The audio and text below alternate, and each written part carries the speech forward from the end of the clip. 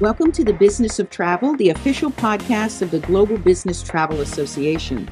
I'm Debbie Iannaci, Head of Global Communications, Public Relations and Research for GBTA, and I'll be your host for today's episode. Today, I'm here talking with Henry Harteveldt, founder and travel industry analyst for Atmosphere Research. Welcome, Henry. Hello, Debbie. Thanks for inviting me to be on the podcast with you. Great. Well, you and I have talked many, many times before about the state of the industry, so we're so pleased that you could take the time to join us here at the GBTA Convention 2022. I'm glad to be here. So with that, I'm going to actually start with a general question. When you think about global business travel, let's say over the coming year, what's kind of your overall outlook? What do you think about? Debbie, based on the research we've done, based on conversations I've had, 2022, 2023 will be years of recovery. Earlier in 2022, I was more confident that we would see travel recover by the end of 2023. I think there's a good chance that may get pushed out to 2024. And the reason is this.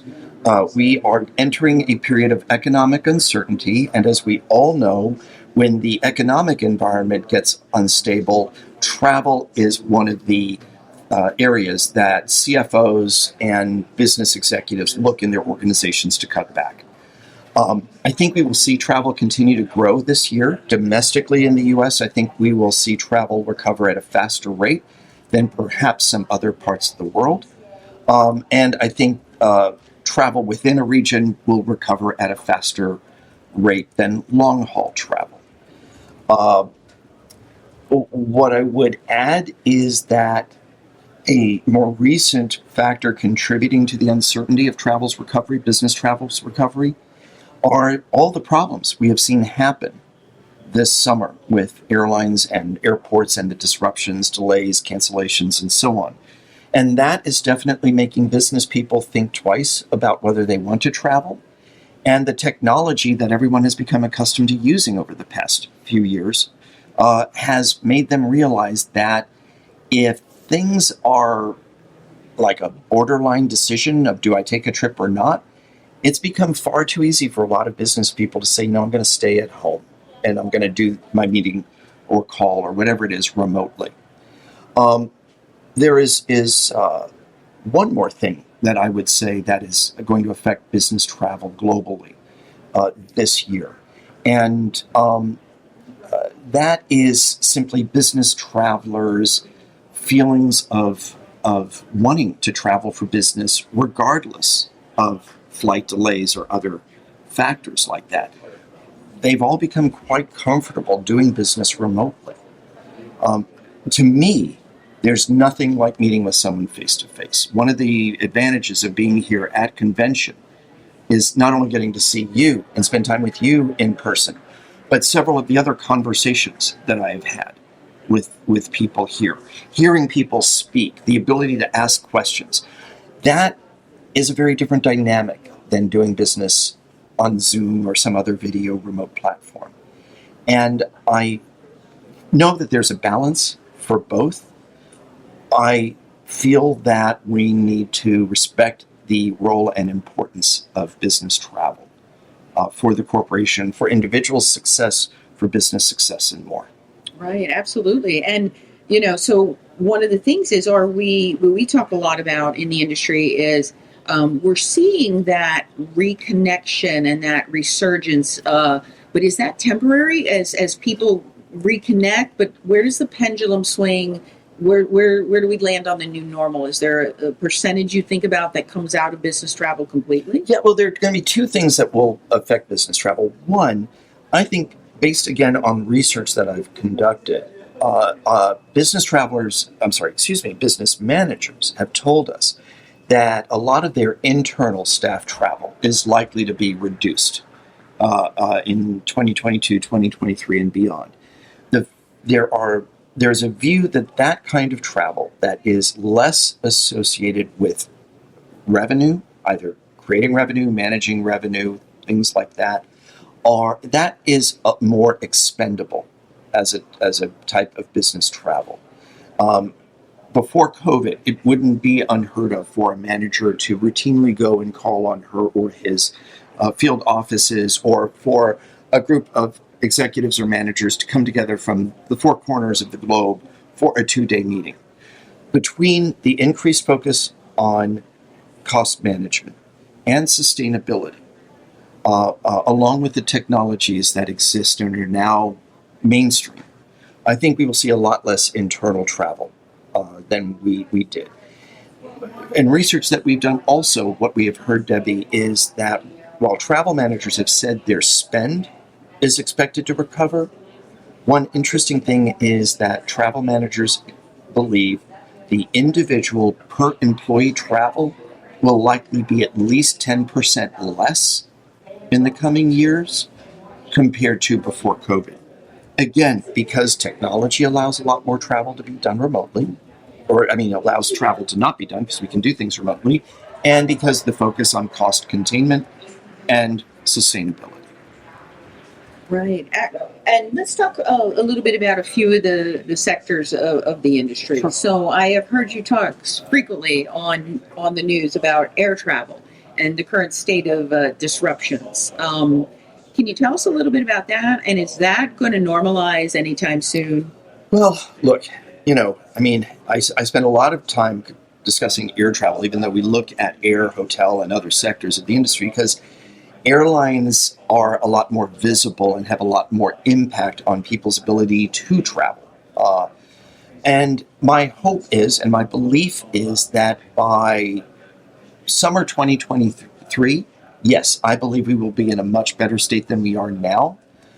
But factors such as the pilot shortage that exists not just in the US but in other parts of the world is going to take us a little while longer to work our way through. I think that, based on what I have learned in conversations with flight professionals, is probably going to take until 2024 to be addressed. Airlines have shown that they are willing to cut the number of flights in order to better manage their operations. We have had airports such as Heathrow impose capacity controls, and Schiphol in Amsterdam also impose capacity controls because of their problems, their own inabilities to manage things. The good news is these capacity limitations are helping to reduce delays, reduce people waiting in line, reduce misconnections, and so on. So that's good. The problem, Debbie, is that with fewer flights, it makes it more difficult for business people to get to their destination or to return home. They may have to spend more time traveling, and there may be higher costs, not only associated with airfare, but possibly additional hotel nights, meals, and other expenses like that. So I certainly hope that by the middle of 2023, or by the end of 23, if not middle of 2023, we are in a much better position than we have been. It's been frustrating. I've been on delayed and canceled flights. I know a lot of people who are listening to your podcast have experienced this. It's not isolated, unfortunately. And I know the airline and airport professionals listening to this are not happy about what's going on either. One thing I know, having worked at an airline or airlines, and with them as an analyst now for so long, no one wakes up in the morning and says, how can I ruin hundreds of thousands of people's day today? That's not what we want to do in the travel industry. Our whole purpose is to facilitate people getting from points A to points B. And airlines know they are time management tools. So I'm hopeful that 2023 will be a better year. I think 2024 will still be an even still better year. So thinking along the same lines, when you think of kind of the hotel companies, what does their road back look like? And are they in a similar situation, or what are they facing? The interesting thing with the hotel companies is, obviously you don't cancel hotels, you don't delay hotels. But one of the biggest challenges that hotels have had to manage this recovery has been hiring and keeping staff. And this has been fascinating to me to learn from my conversations with industry executives, that they will hire someone and that person may or may not show up. I have heard that there is a 25% or greater chance that a person who gets a job offer actually shows up for work on their first day. Some don't even call. I've learned the term ghosting. They ghost the employer. Some at least do email or call or text and say, I found something better, so I'm not coming to work for you. And that makes everyone's job at a hotel more difficult. The HR persons, the department manager, everybody else. Hotels have been struggling to hire and keep people, and part of that is economics. If a hotel owner or operator is not willing to pay the wages and offer the benefits and work schedules people want, they're not going to hire the staff. And in this current labor market, it is, at least as we're recording this session, still an employee's market, not an employer's market. Employment rate in the U.S. is at record low rates, and qualified people, good, smart, talented people, have their choice of jobs. If they can find a better job elsewhere, they're not going to work for someone who's not paying what they feel is competitive wages or offering good benefits, advancement opportunities, and so on. So that's been one of the biggest challenges for hotels. But what we're also seeing in our research, and we conduct research in a dozen countries, and we look at this with business travelers, the cutbacks in services and amenities by airlines and particularly at hotels is having a profound, and I'm concerned, long-term effect on brand loyalty. So to the hotel people who are out there listening to this, wake up. You are ruining your own business by not reopening facilities, by not reinstating amenities, by not offering the services that your brands stand for and that your guests have come to expect from decades of experience. You are putting your business futures at risk. There is lower loyalty in the on the hotel side among guests than on the airline side, because there are far more choices of hotels, and the guest experience is very different than the airline experience. So if the guest is staying with you and you're not delivering on housekeeping, or your restaurant is offering only limited service and the food isn't good, and your guests have to stand in long lines either to check in or check out, or you're a hotel franchisee and you refuse to pay the money to invest in the technology for keyless room entry and so on, you are putting your business future at risk. And I've seen this movie before. I know how it ends. It's not good. Well, actually, to connect those dots, and you mentioned the business traveler. Now we've talked about the industry side and what some of the companies or the sectors need to think about. Where's the head of the business traveler today, and where do you think they end up a year from now? Are they're obviously thinking about themselves personally, but their business functions, but where do you think they are now, and where do you think their head might be at a year from now? So the business traveler is trying to balance a lot of things right now. First, their own health and well-being. I know that we would like to put COVID very much behind us, but for a lot of business people, that is still a very, very serious issue.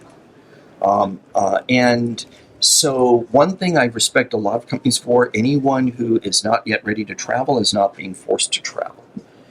Business people who are ready to travel are eager to get back out on the road. They recognize the value of business travel, but they want certainty. They are frustrated that when they book flights, that they get emails or texts, whether it's from their corporate travel department, TMC, the airline, or whoever, that their flight time has been changed by several hours or more, or their flights have been canceled, and their itinerary that has been carefully put together is now almost useless. And when they try to rebook, there are no viable options available. And by the way, along the way, maybe they lost that extra legroom seat or the upgrade or whatever else it was that was going to help make that flight a little bit better, or the room upgrade or whatever that was going to make that hotel stay a little bit more enjoyable. The business traveler is more than willing to use technology to replace travel. They're comfortable with it. They've been using online video technology for a few years, 2 or more years. There are companies, we need to remember, using Zoom is not something that started in 2020. A lot of companies were already using these video technologies starting in the around like 2015 or so. So the business traveler wants business travel to be reliable, to be frictionless, to be trustworthy, and to deliver on the expected fundamental promises. And you know what? A few perks along the way wouldn't be bad. So now that we've kind of made our way around the ecosystem, not only with the suppliers and the travel companies, but the business traveler, where is as my final question, where do corporate travel managers sit in all this, and what should they really be thinking about now? You know, we did some research earlier where we interviewed several dozen travel managers for a client project. Travel managers today, I think, are sitting in a much better seat. The COVID pandemic was sheer chaos and havoc for our industry. But for travel managers in those early days of it, in the first half especially of 2020, more attention was paid, I think, to them because of the trying to get people home, trying to keep people safe, and so on. And what I have heard is that there is now more and better communication and collaboration between the corporate travel department and their key counterparts. So it's not just finance and procurement, but HR, corporate security, corporate services, and others. There is a lot more communication, and it seems collaboration. A couple of years ago, it was how do we shut it down? Now it's about how do we safely and responsibly restart this and continue to rebuild. And by the way, how do we respond to unexpected emergencies, whether it's a COVID surge or something else, another type of an emergency or a disaster. And what travel managers have also said is they are now, obviously using their data more thoughtfully, and there are a lot more solutions around that. They are having conversations about technologies, biotech and biometrics, and other kinds of technologies that can make travel more efficient and reduce the stress on the traveler. And there are a lot more things that the travel manager is getting involved in. And what I am hearing is that, to borrow from the late Rodney Dangerfield, we're finally getting the respect that as an industry, and as a function, we should have had a long time ago. And I think there's a recognition now, or more of a recognition, that corporate travel is an investment in a company's future and prosperity, not just an expense. Well, Henry, as always, it's insightful and a pleasure to talk to you. I want to thank you so much for joining us on today's podcast. My pleasure. Thanks for including me. You've been listening to The Business of Travel, the official podcast of the Global Business Travel Association. For more information about GBTA and its work, visit gbta.org. And be sure to rate and review us wherever you get your podcasts. Until next time, thanks for listening.